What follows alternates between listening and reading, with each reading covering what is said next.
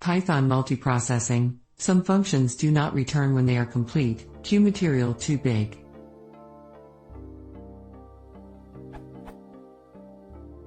I am using multiprocessing's process and queue.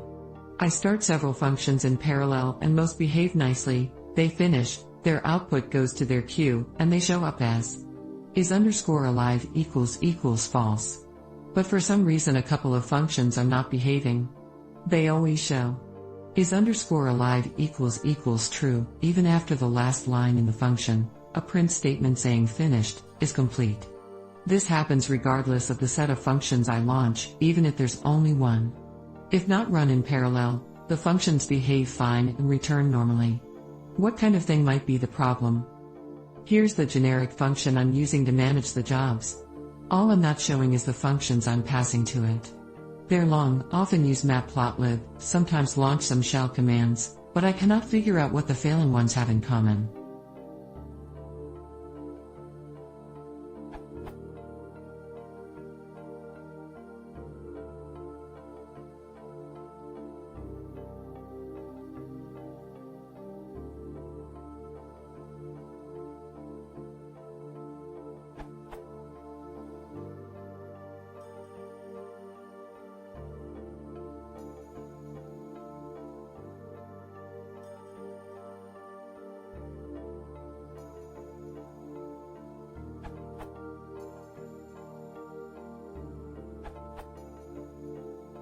Alright, it seems that the pipe used to fill the queue gets plugged when the output of a function is too big, my crude understanding.